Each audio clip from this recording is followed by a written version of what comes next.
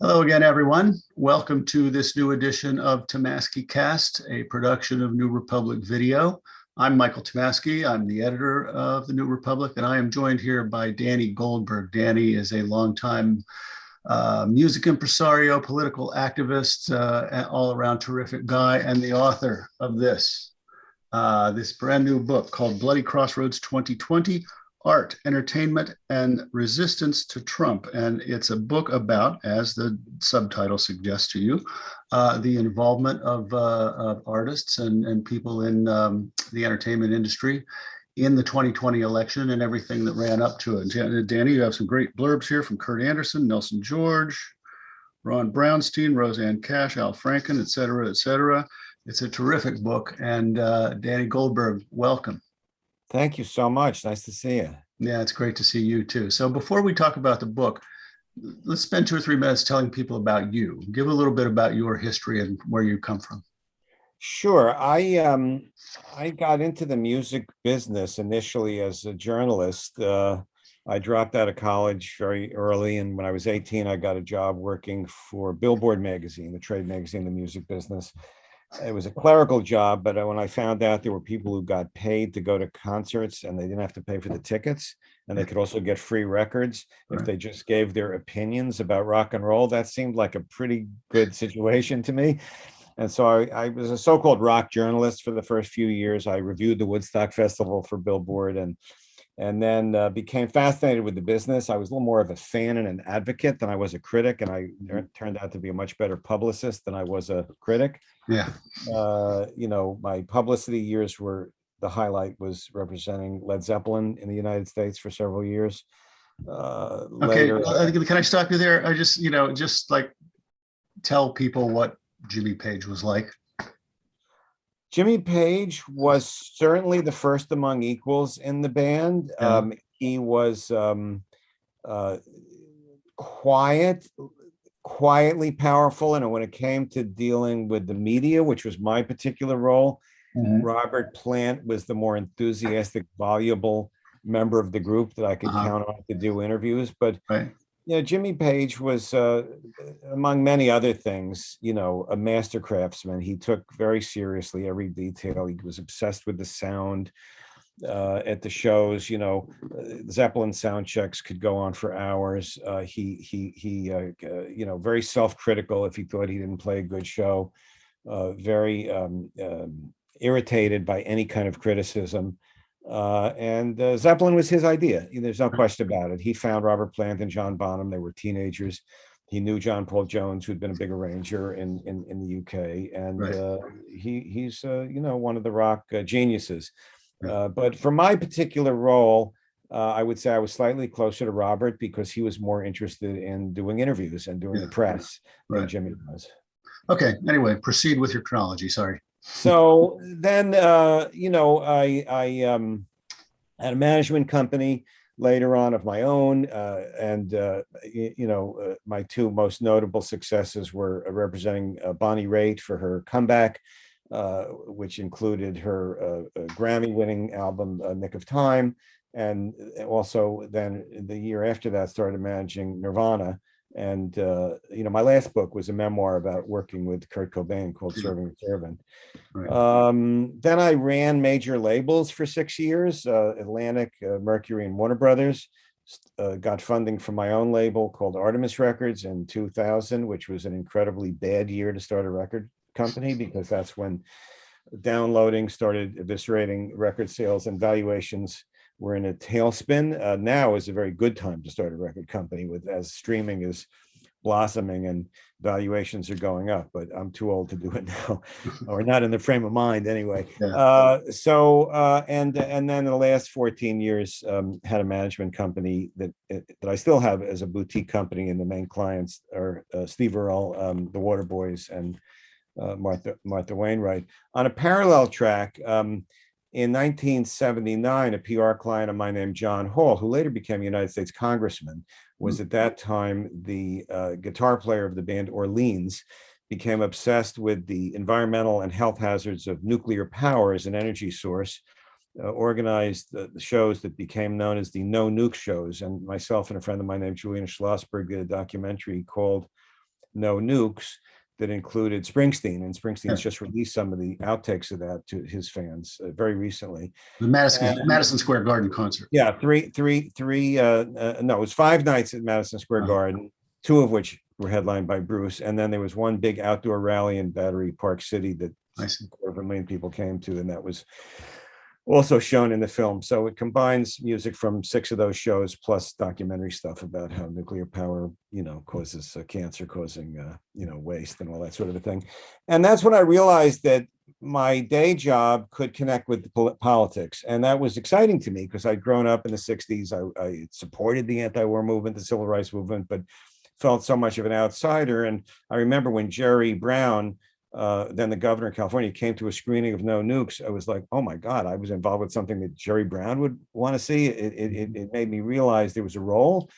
And subsequently, I became chair of the ACLU of Southern California, involved with a loosely knit group, of Hollywood liberals that at that time, kind of the most prominent members were Streisand and Jane Fonda and Tom Hayden. And I was actually, a drawing of me was actually on the cover of the New Republic, on a story Fred Barnes wrote about political Hollywood in, I think it was 1989 or 88. I still have a copy. I was looking for it before. I was hoping to flash it, but my desk is too messy and I don't want to distract you. I may be glad you didn't find that one anyway. Yeah. So that's my one cover story. Wow. Anyway, so that's sort of the short version of it. I resumed writing actively and, after 2000. This book is my 5th book. I just have been really interested in how non-traditional messengers can affect the political argument to help my side, which is what loosely called the progressive side. I feel Democrats and progressives have sort of had problems connecting with people, even when people would support what they want to do. We have obviously a screwed up political system that you know better than I do, that's not actually democratic, but I still think public opinion does affect it.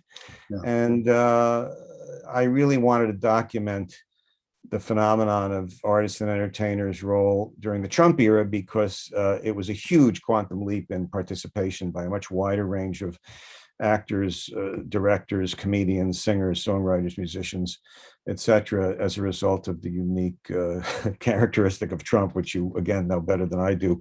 But among many other things, he did come out of Hollywood. He was the host of a so-called reality TV show for 14 years on NBC.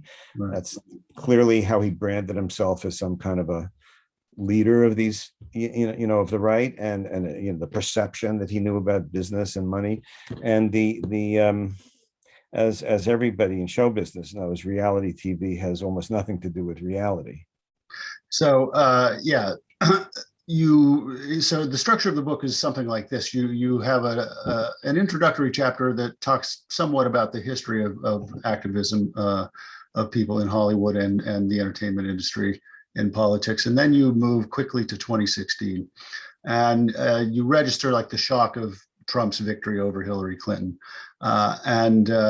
You say in that chapter, I think, or I took it this way, that was such a shock and such a cold reality for people that it politicized more entertainers than had been before.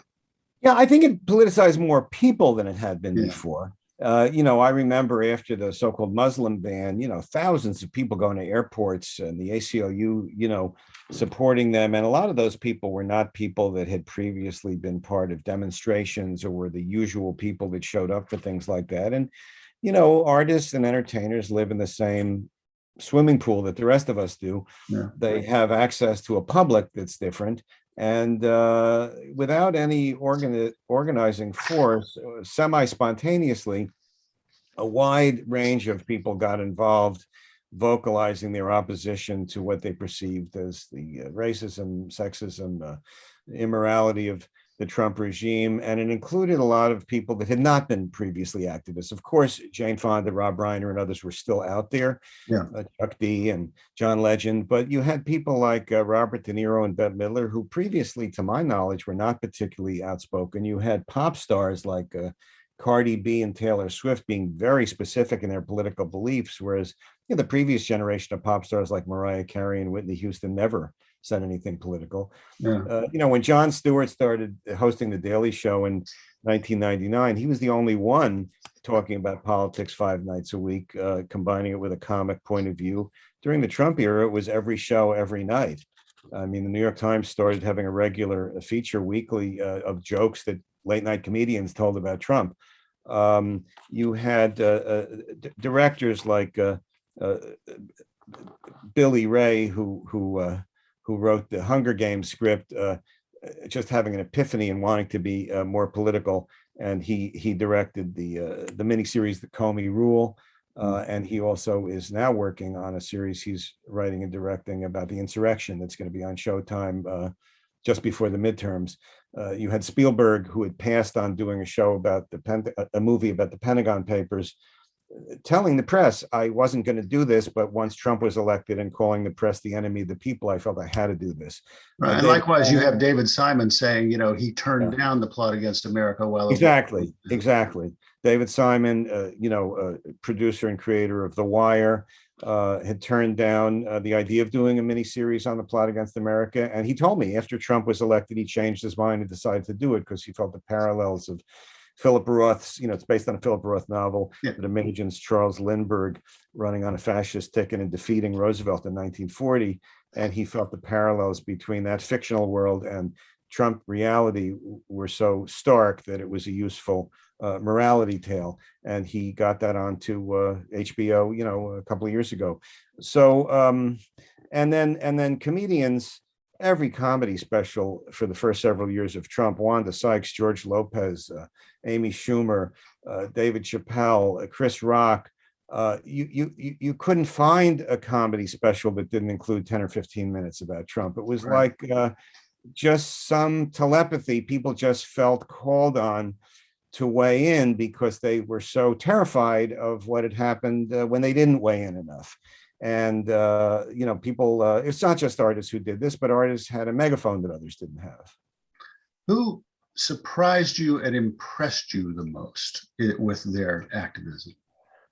Well, I had not followed John Legend closely until I wrote this book. He had been political before. He had performed at Obama's inauguration. He wrote a song for the movie Selma, but his level of sophistication and intelligence, discipline and clarity was a real happy surprise to me for sure. Billy Ray I had never even heard of, and a friend of mine who works for the Washington Post who'd interviewed him introduced me, and I just think he's not as I'm a Bernie person ideologically. I enthusiastically supported Biden once he was the presumptive nominee, and I also enthusiastically voted for Hillary Clinton when she got the nomination. But ideologically, I'm in the Bernie camp. Billy Ray is not. He's a old school moderate Democrat, but he has a level of passion and intensity that is new energy. So that was a new person to me. So those are two people that I became impressed with and more aware of. And then there are people like Chuck D of Public Enemy and Springsteen, who I spoke to, who I was familiar with their politics, but I was interested in their perspective on the Trump years. Yeah. What you interviewed Springsteen. What's the most interesting thing he said to you? Danny interviewed a lot of people for this book, by the way. It's full of crackerjack quotes from people. Go ahead. I'm sorry. It's funny. I first met Bruce when we were working on the No Nukes movie, which was 1980. And, he had turned 30 on the second night of his performance at Madison Square Garden. And it was my perception that was the first time he was political, was when he identified with the No Nukes movement, and he confirmed that. And he said turning 30 was part of it.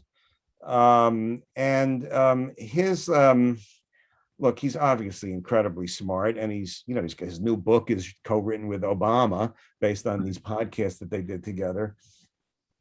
But, one of the things he said was that not only did he know that part of his audience had voted for Trump, he said he had family members who had. And his view of why they did, which was a combination of wanting to pay lower taxes and being scared of people of color, was not the first time I'd heard that explanation.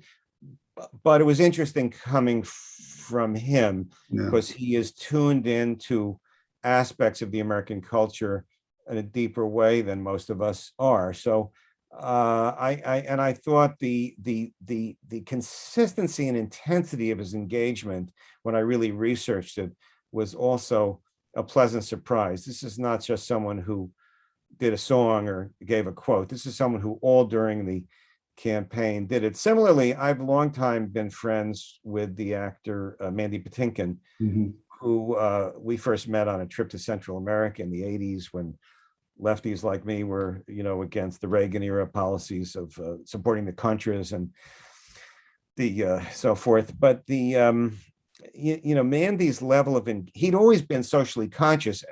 It motivated a lot by his wife, Catherine Grody, who's a 60s type, lefty ideologically, but Mandy's level of intensity grew.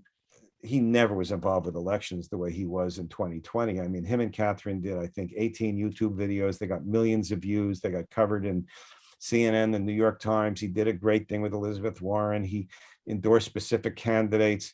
So there were people that were new to the arena, and there were people that went from having a lower level of engagement to a deeper level of engagement. And each of them, to me, I'm just always so impressed. This is counterintuitive, and people look at people who are performers as being narcissists and self-interested. And there's no question that every performer has some narcissism in them. You can't do that kind of work without a big ego. Yeah. But in general, it was not based on self-interest. No, these are people who pay higher taxes under a Democratic administration. It was really based on a notion of how do they weigh in as patriots to be part of the society. So I romanticize these folks. I admit it. I don't think they're perfect. And my goodness, the entertainment business has its own long histories of racism and misogyny and greed and dishonesty as part of the mix. Yeah. But, compared to other communities that try to influence politics, such as big corporations or billionaires or, I think they hold up pretty well in terms of their moral integrity.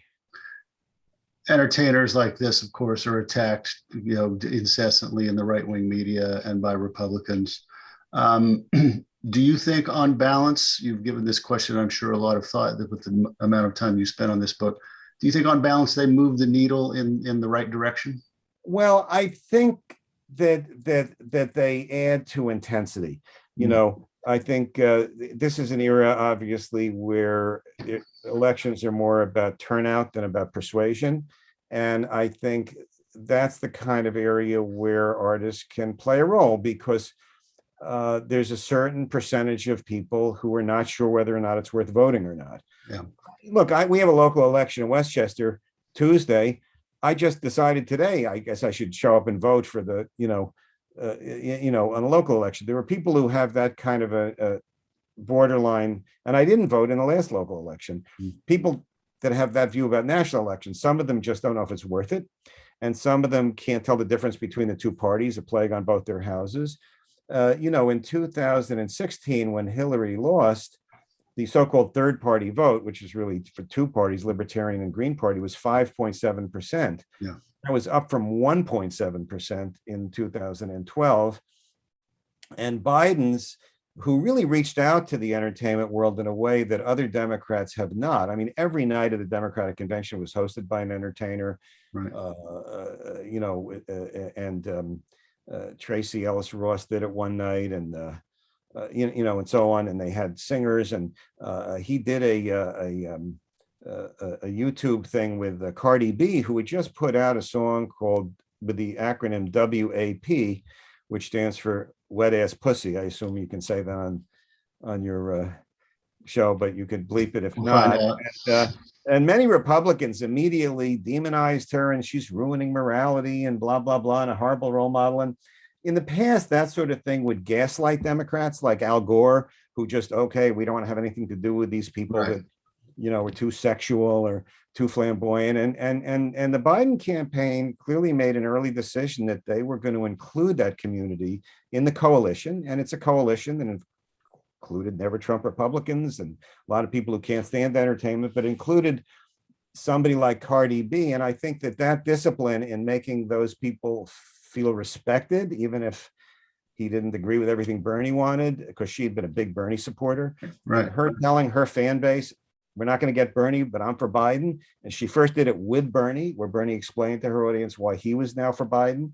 And then she did one with Biden. I think there were people among those millions who otherwise would not have voted, who decided it's worth voting.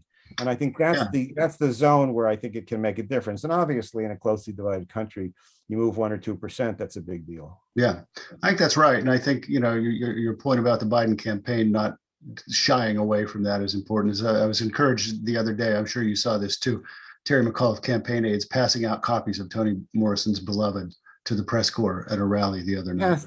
No, you're leaning into it. This has been gaslighting. The right wing, Breitbart had 3 reporters assigned just to cover Hollywood during the campaign. Right. And that was my research every day. I'd wake up and see what Breitbart was writing about. And then I knew what Rob Reiner or Bette Midler or Rosanna Arquette were saying on Twitter. And they were obsessed with demonizing these people because they know that they have a populist lane into certain brains that conventional politics like this exchange or the New York Times or NPR or 30-second campaign ads don't reach.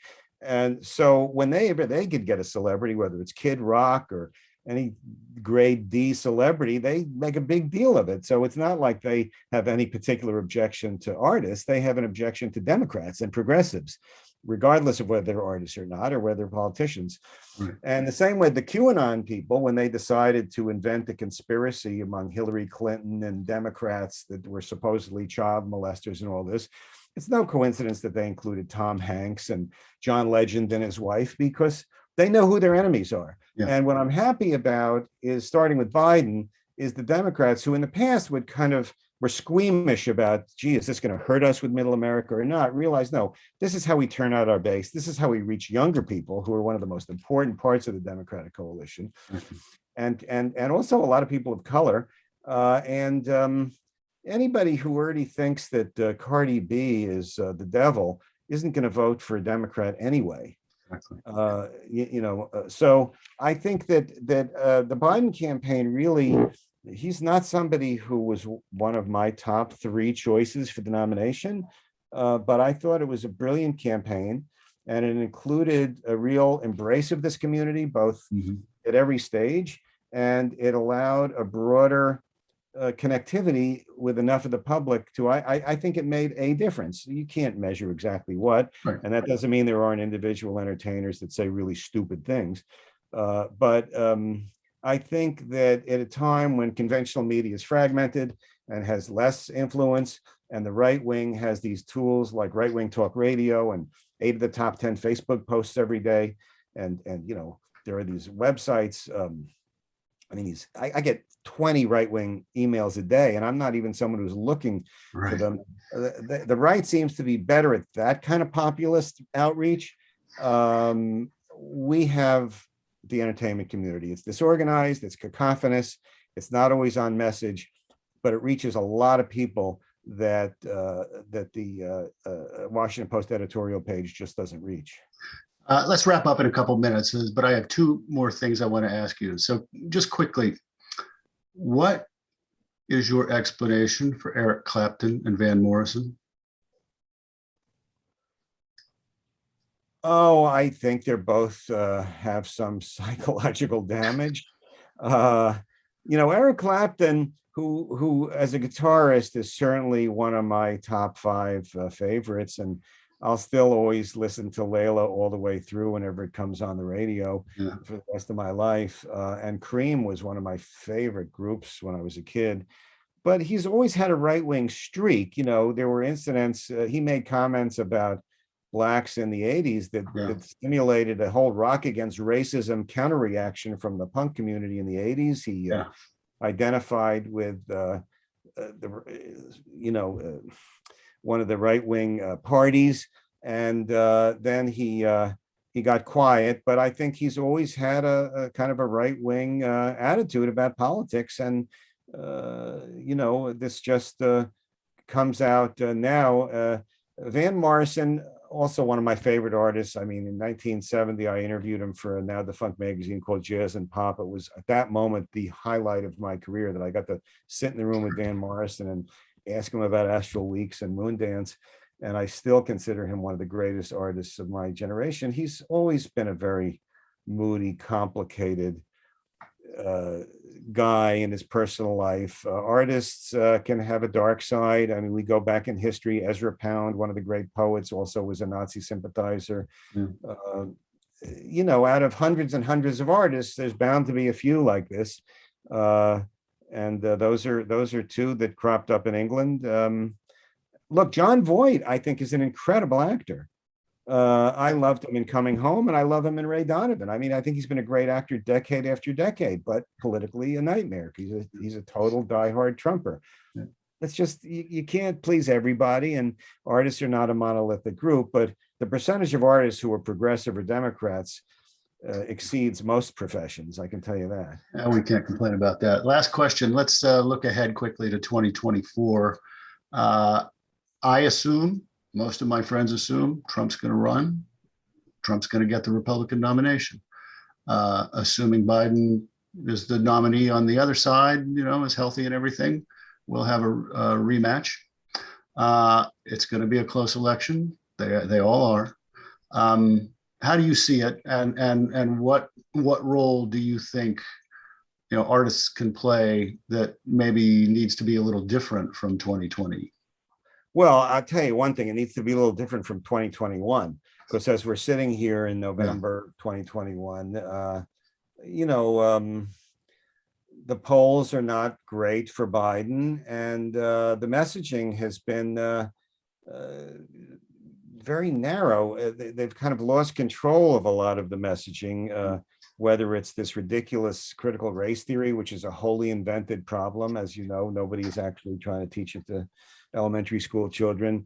You know, it's just another code word for racism. Whether it's the idea, the ridiculous expectation that because the Democrats, quote unquote, control all three branches of the federal government. I mean, yeah, if you define it by who controls who the committee chairs are, they control it. But this was not a big surprise that Joe Manchin is very conservative for a Democrat, is going to vote Republicans a lot. And this should have been explained to people, instead of everybody saying, oh my God, the Democrats, you know, somebody put online, you know, gee, well, 100% of Republicans are against paid leave and 95% of Democrats are for it. So I wouldn't say the two parties are the same.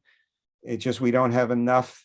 We need to elect more Democrats, not fewer, if we want to accomplish these things, because there's always going to be a few people who run under the Democratic banner who vote like Republicans. This is not a new phenomenon, but they talk about creating a civics education for kids.